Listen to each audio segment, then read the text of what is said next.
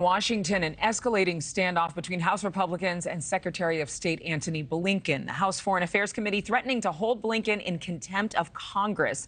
The panel is trying to obtain a State Department letter that raises concerns about the situation in Afghanistan before the country collapsed and America withdrew. And it says the secretary has failed to comply with the subpoena for that letter. Tom Dempsey live on Capitol Hill this morning with more. We're still talking about this?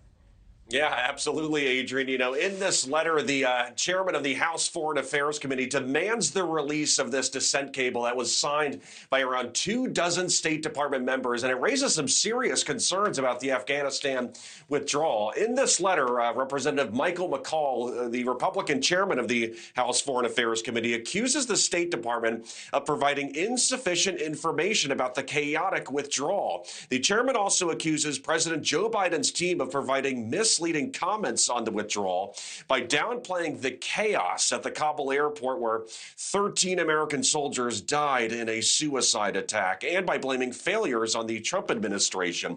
Chairman McCaul says the dissent cable from the State Department remains a crucial piece of evidence, citing a Wall Street Journal article that described how it, quote, warned of rapid territorial gains by the Taliban and the subsequent collapse of Afghanistan security forces, and offered recommendations on ways to mitigate the crisis and speed up an evacuation.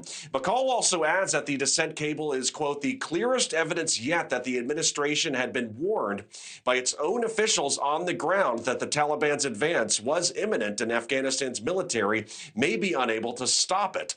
A spokesman for the State Department, though, stood by the department's process for releasing the cable.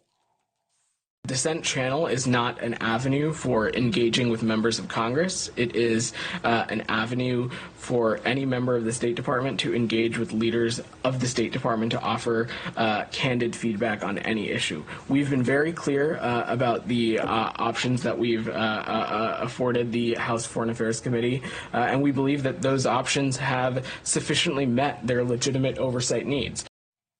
Now, for full perspective on all this, in the past, the committee has set numerous deadlines to try and get this dissent cable. In response, the State Department held a briefing recently with lawmakers and also released a one-page summary. But the chairman of this committee, Adrienne, is saying that that's not enough, and they set a deadline of this upcoming Thursday to get this dissent cable, or else they may charge Secretary of State Antony Blinken with contempt of Congress. If he is convicted of that, he faces up to a year behind bars and a $1,000 fine.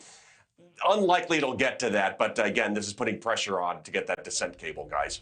Thank you for watching. Go to newsnationnow.com to find NewsNation on your television provider. And don't forget to click the red subscribe button below to get more of NewsNation's fact-driven, unbiased coverage.